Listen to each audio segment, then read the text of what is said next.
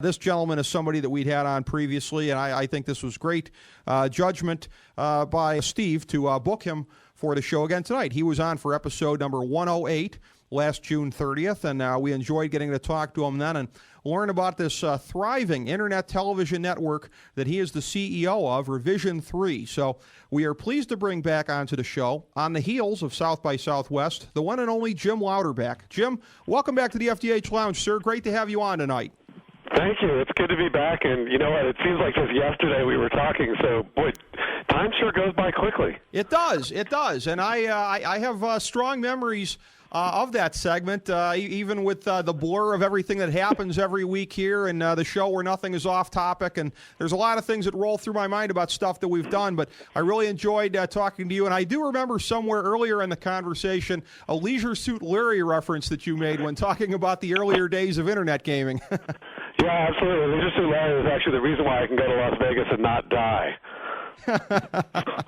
Because it taught me not to step foot off the street because you'll get killed by a cab. Oh yeah, you don't want that to happen. But you were in an equally exciting, I guess we could say equally exciting locale, that being the South by Southwest conference here recently, representing Revision 3. And this thing that when I first became aware of it years ago, from reading the local indie music publications, it seemed to be at that point in time, I guess back in the 90s or whenever, mostly kind of geared around the music industry, but now seems to encompass the emerging technologies and other forms of media, and it just seems to be this very wild scene where all of these groundbreaking things are put on a showcase every year. Yeah, exactly. So South by Southwest is actually three separate conferences in one. It is music, a lot of indie and alt-rock music. It's film, and they've actually got a pretty robust film festival. The guys at Paramount rolled out the trailer for Super 8, and there's a lot of other cool stuff happening there. But you're right, the interactive piece, which is all the internet and web and social media and all that, has kind of really taken off. It's the first couple days of the conference, and it's now bigger than the other pieces of it. And a lot of us sort of jokingly refer to it as spring break for geeks because all the sort of internet web 2.0 folks go down there. Yeah, you attend sessions, and yeah, you do, but mostly what you do is party your butt off. Oh, I can imagine too, and I've always heard that Austin is one of the great towns in America to do that in. A lot of great blues bars and everything, right? Yeah, a lot of great bars in general, a lot of barbecue, a lot of music, and all the big companies in the space do parties. So we at Revision 3, we're an internet television network. We produce 25 shows, but we actually do a live taping of a couple of our shows at pretty much one of the biggest venues downtown called Stubbs, where we have 3,000 people show up, they drink, they laugh, they watch our shows be taped, but that's just one of hundreds of events that happen over the course of this amazing festival. There's so many different aspects to it that are just amazing, as you said, and the way that it has continued to evolve over time. I wonder how much, in terms of picking up from the local atmosphere down there, is there a palpable sense of excitement? I believe it's sometime, I don't know if it's next year or the year after, I think it's next year, they're supposed to get the first permanent Formula One track in America built down there. Was that really on the tip of the tongue of the locals when you were there? You know what's interesting? I did not hear about that from anybody who was at the conference, but I did attend an event that a friend of mine who lives down there put on to introduce some of us to some of the folks there. And I met the two people who have actually been driving the Formula One stuff to happen, and I thought it was really exciting. I thought the two folks that I talked to, brother and sister, I think, were just totally passionate about it, and they are bringing that down. They're going to have real Formula One racing. And the thing that I think is cool is, this is a land of NASCAR, right? You're down in the South. NASCAR is on everybody's mind. And, forget those wimpy NASCAR cars. They're going to bring the actual Formula One guys down there, and I think it's going to be great. Jim, I'm with you on this. I've always had a preference for open wheel myself. Part of it is being a lifelong resident of Cleveland when they first brought the Cleveland Grand Prix in the 80s and liking Indy-style racing and growing up on the Indy 500. I'm with you on that. I prefer open wheel, and I can't wait for the U.S. Grand Prix to have a permanent home. That's going to be pretty sweet. Yeah, it's going to be. And for me, the sort of defining event was early in my career. I was doing some consulting for the Sports Authority of New York and New Jersey, and they used to have a Grand Prix at Giant Stadium, back before they tore it down. But they used to.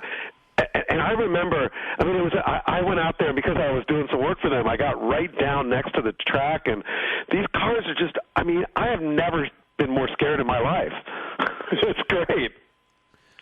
Oh, the machines are just unbelievable. Everything that they're right on top of me. It was so much fun. Oh, with the top speeds that they can hit and everything, it really is amazing. So when you're down there at South by Southwest, and you've written about this, and we've linked on our rundown tonight to all the relevant things here, whether it be the Revision 3 website, whether it be Louderback.com. On your blog there, some of your, as you call them, 9 random thoughts from South by Southwest 2011. It is a great collaborative type of atmosphere, and obviously you're down there and you kind of pick everybody's brains and observe, and it's the kind of thing I have to believe that really has to infuse you with new energy as you're going back and you're tackling the day-to-day challenges of building Revision 3 and just taking everything there and the ideas from other people and incorporating them into what you're doing. Yeah, well, look, some of the interesting things that happen down there is there are new products that are rolled out. And in the past, Twitter made its debut there. And one of the reasons why Twitter took off the way it did is because all of these sort of hyper-connected folks were there, and they all adopted this weird thing called Twitter. And, now for better or worse, we all tend to use it. The location-based software Foursquare rolled out there a couple years ago. And this year, there wasn't really any big defining product that rolled out that everybody talked about. But the great thing about it is that there were so many interesting things happening.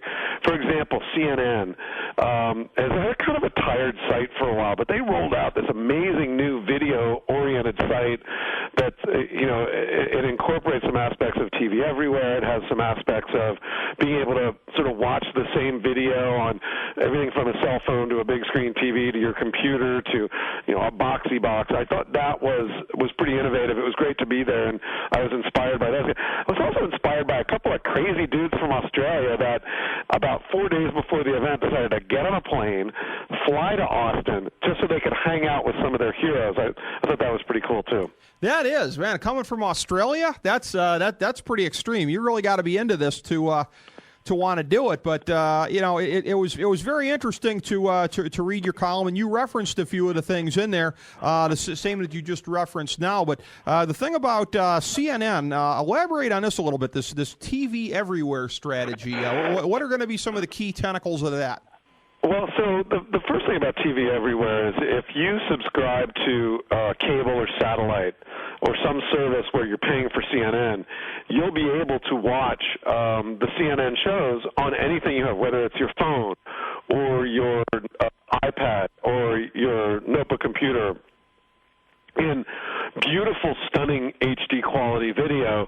So not just the sort of little piece of video that rolls out, but you'll be able to watch, let's say you want to watch Piers Morgan. I'm not sure why, but let's say you do. You'll be able to watch that on any of your devices. It'll look beautiful. But some of the things I thought were really interesting were that they took a very Hulu-esque approach to their site, making it very video-centric. And they also, let's say you're watching Piers Morgan, again, I don't know why, but you're watching it on your iPad or your cell phone, and then you pause it, and then you go home, and you turn on your big screen TV, and you've got Google TV or you've got Boxy or something else, or your Xbox or I don't know what, you can start watching that same video in the same place. And there's some really interesting things that they were doing around that, but the quality of the video was stunning, and it's stuff that we're working really hard to try and do as well. So it's nice to see them on, sort of thinking along things the same way. Well, that really must be something if you're putting them over, because from watching the shows on Revision 3, it does seem like you've done a pretty good job on that on video quality, and that was actually one of the things I was going to ask you about. Or what are some of the things that you guys have done to strengthen this over a period of time and get it to the level where you have it? Well, some of the things for for us that have been important is just the supporting all these different devices as CNN started to roll out, so that we're on the Android, we're on the iPhone, we're on the iPad, we're on Boxee and Roku and Google TV and all these other little boxes that hook up to your big screen TV that can allow you to sort of cut your cable bill if you want to. But also, our video quality is good, and I'm our biggest critic. It looks great on a big screen TV, but it could look a lot better. And we're actually doing a lot of stuff that will make it look better. In some cases, you need to have a really, really fat internet pipe. You got to pay for a lot of bandwidth. But in other cases, even for just what you have now, it'll look really good. So we really want it to be a great experience wherever you watch it, and that's what we think a lot about. Absolutely, and I should take this minute, too, because we're going to talk a little bit about Revision 3, but I want to refer everybody in the audience back to this because now that we have, and I've been talking about this recently on the program, our new FDH Lounge Ultimate Anthology with our top 100 hours or so of programming, our top 20% as we have deigned kind of going through in there. Our previous conversation with Jim is in there. Look for the Jim Louderback conversation from last June 30th of last year. It will also be featured in our brand new daily best of show, the FDH Lounge Vault, so you can catch that. Be looking for when that is going to be here on STN. I want to refer people back because that was a great conversation as well. We got into some real depth about how Revision 3 came to be. What I'd like to do is kind of pick up from that point forward, Jim, and you were talking about the stage of evolution at the time of internet video and where this product was going. I mean, you guys, as far as I can see, you're the only real, what I would call freestanding kind of entity of your sort out there. I mean, FoxSports.com, for example, they got a great bunch of video shows, but they're supported by Fox. You guys are a private entity here, and you're doing it, which I can tell you, I understand fully what a tremendous challenge that is for you guys to be doing it and doing it successfully. But, in progressing ahead from then until now, this spring here, what have been some of the changes that you've seen, that you've incorporated with Revision 3 and maybe some others that you've seen in the industry? Well, I think one of the biggest changes is that internet video now is and it's not suddenly, it's been a long trip to get here, but independent shows that are delivered only on the internet are suddenly, it seems like suddenly, people are actually watching and interested in it and really augmenting their existing viewing experience with these things. So whether it's Revision 3 or there are other independent companies that are doing a good job, including My Damn Channel, which is much more focused on celebrity and comedy, and some others out there as well. But people are actually now watching it and holding it up to the same standards as traditional television. So we're seeing a lot more acceptance of it, a lot broader acceptance of it. And I think in part it's because things like the iPad, some of these boxes like the Roku that you hook up to your big screen TV are allowing people to get access to this much more easily and watch it. And the other thing I think that is really interesting is YouTube, and we just get a lot of our views on YouTube as do just about everybody else, is that YouTube has really enabled this environment for independent content creators to create great shows and make money at it. And so we're seeing this rise of of people who are able to make a living at making episodic video content, a TV show for want of a better term, but really being able to make money at it and quit their day job and do it full time. And that's something that even 9 months ago was not as prevalent as it is now. So whether it's the folks who are building shows for Revision 3, the folks on our staff, or the folks that are doing it inside of YouTube, and people are making money at this and are making careers out of it. And, there's going to be very few of them that end up making as much money as Piers Morgan or whatever, but there'll be a lot of people that can have a real life at it and raise their children and live a very great middle class existence and be a video show creator. And I think that is the dream that we all had 6 years ago when the company was started. We all were getting into this of we can quit our day jobs and make the kind of shows that we want and put them out there and build audiences. That dream is coming true not just for us, but for a wide range of others. And I think that's what's most exciting about what's happening now. Well, I mean, I can tell you, it's obviously an incredibly aspirational thing, for those of us that are trying to put on our own programming, to really look at the examples and see an operation on the scale of yours and what you've been able to do with it. And as I say, I know I've seen how difficult it is to really make a go of it with this kind of stuff, and what kind of perseverance it takes, much less to grow it on the scale that you guys have. And when you do that, again, we talked about it the last time you were on the show, some of the mainstream type things that have really come to play at your network as it's gotten to the extent that it has. Your huge show, Dig Nation, what you've been able to do with that. You talked about product placement on the last show. When you were on with us, I believe Ford was something you mentioned specifically along those lines. I understand you had some celebrity pop-ins at South by Southwest for Dig Nation. So all these great things are happening on a show that is really doing such great things for your network.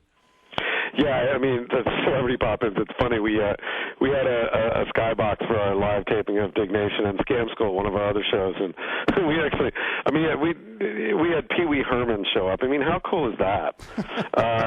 But you know what else? We had one of the co-owners of the Boston Celtics show up. Really? Now that's cool too. That is pretty sweet. So yeah, but the other thing that's happened is that Dig Nation, although it's a huge show for us, is no longer our biggest show. We have a news and politics show called The Young Turks, where the host is one of the hosts on MSNBC, Cenk Uygur. He's awesome, and that's huge for us. We're doing a show with this guy, Dan Brown, who built a big audience on YouTube and decided that he wanted to turn his life over to his audience. And we worked with him and set up this place where people could vote, and people say what they want Dan to do, and he picks one of the top tests, and every day he does it, does a video on it, and you know, he's the guy's he's doing really well, and he's got a great audience, and he's 20 years old. He's not even drinking age yet.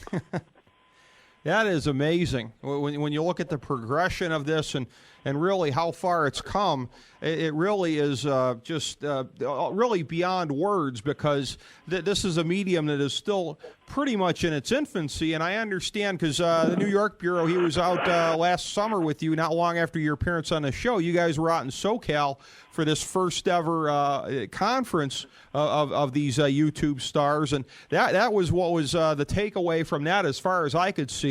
Look at how far it's come thus far to where these kind of things are plausible, people making a living at it, and yet it's really only a fraction, it seems, of what it's going to ultimately become. That must make you feel really good too.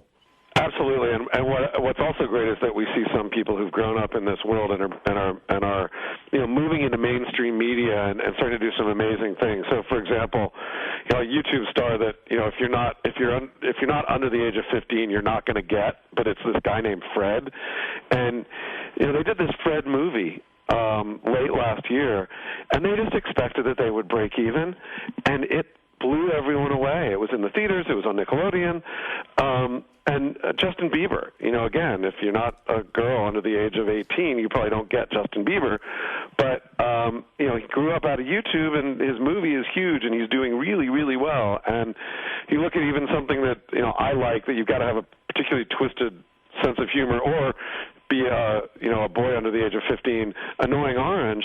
Annoying Orange is an amazing show that is doing really well on YouTube, but it's stretching out, and it will be outside of YouTube very soon on other sort of traditional television platforms. So it's great to see that. I love that, but what I really love is that, again, that there are all these people who are able to follow their dream and make video shows and be on them and build audiences and make a living at it. Whereas, 10 years ago, you couldn't do that. If you wanted to make a TV show, you had to go to New York, you had to go to L.A., you had to, suck your way up the chain to be able to do it, and, you probably wouldn't be able to get the opportunity to, write for a show like Weeds, or be in a show like 24, or be on the news, or have your own, or be a sportscaster. Now, anybody who wants to do it on video, just fire up the camera and do it. And if you keep at it and you're good at it, you can make a living at it. Yeah, and I tell you what, Jim, I say this to people all the time when I'm talking about doing this show and everything that goes into it. What a marvelous time to be alive. I mean, it just references what you just said right there. These things would not be plausible in any other day and age. There are countless shows and entities out there that would not exist were it not for this technology. And yet, it's very interesting, too. I want to reference back to something that you'd written previously. I believe this was a couple of months ago. I don't remember exactly when I read this on your blog, but you were commenting about the nature of viral videos and essentially cautioning people that as they try to get attention for their brand, you got to do it the right way, because if you're just doing something stupid that's completely disconnected from your core identity, it's not going to get you anywhere. And that this striving for the viral video, I remember you saying that really is kind of a poison chalice for people, especially the way that a lot of them approach it. Yeah, the trouble with viral video is it's very hard to get something to go viral. There's so many people now that are trying to get things to go viral. And in the end, viral video doesn't really do you a lot of good if you want to build an audience, or if you want to build a brand, or if you want to have a career in this. I mean, the fact is a viral video will spike up and spike down in views. People will watch it and pass it around, but there's no real sense of engagement or interest.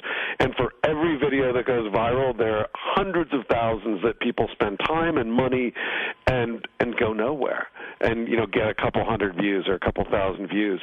Whereas if you go and the thing you want to do is you want to build a community of people that are passionate about the product that you create and the topic that you're covering, whether if you're a brand that are passionate about your brand, if you're a sports announcer or a sports commentator that are passionate about your perspective and you and what you're doing. And that's not being viral. That's building a community and building viewers and listeners and doing it, over and over and over again. But if you do, that's where the value is, because if you've got 10,000 or 100,000 or 500,000 people that are so passionate about listening to you and watching you and doing it every week and every day or whenever you're putting stuff out, that is a extremely valuable commodity that advertisers want to be associated with, or that you can build brands on top of. It's not about the viral hit. It's about engagement and trust and building that through repeated experiences, whether it's video or audio or writing a blog.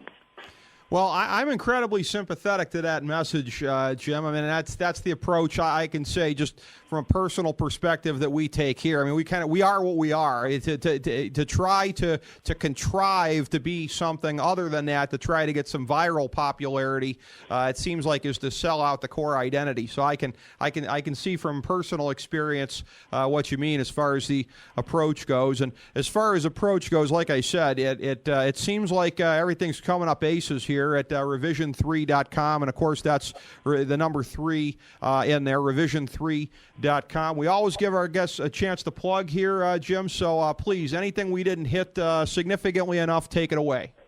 Yeah, we just launched a new show. One of the things that we've been doing is working with websites that appeal to the audience we have. We primarily go after 13 to 35-year-old guys, the things that they love, whether it's video games or technology or music or movies or internet culture news, et cetera. But there's a really popular site out there called Lifehacker that is part of the Gawker brand, but it's an amazing site for just all these things you can do to make your life better, ways to tweak the system or get around the system or hack the system. And we just launched 2 weeks ago a show with Lifehacker. So it's a weekly video show. It's full of little tips and tricks to make your life better. And Lifehacker is such a great site. It's such a great blog. We couldn't be any happier to be working with them to create a great weekly video show around all the great stuff that they do. So go check that out at revision3.com for Lifehacker, at lifehacker.com, or on YouTube, on the Lifehacker channel on YouTube. Jim, it's great stuff, and as I said previously, from somebody who's doing web video now ourselves, really aspirational, to see this success story, and gives you something to shoot for to try to make it on that kind of a scale. It's great stuff. Look forward to having you back on the show here, and like I said, it was only fitting to have you on Bureau Night. You were one of his favorite guests that he's ever lined up for us, and I see why. Thank you so much, Jim. Hope to do it again soon. Thank you very much, too, and happy birthday, Steve. All right, yeah, happy birthday, Steve, indeed. Thanks so much, Jim. Appreciate Sure, it. no problem. Jim Louderback, everybody, CEO of Revision 3 Internet Television. And again, what an incredible success story they have been. And to try to do something on the scale that they have and to make it stick is just really tremendous. You got to see what they've got on there. And it really is something where anybody who is doing web video of any sort can really learn from these guys.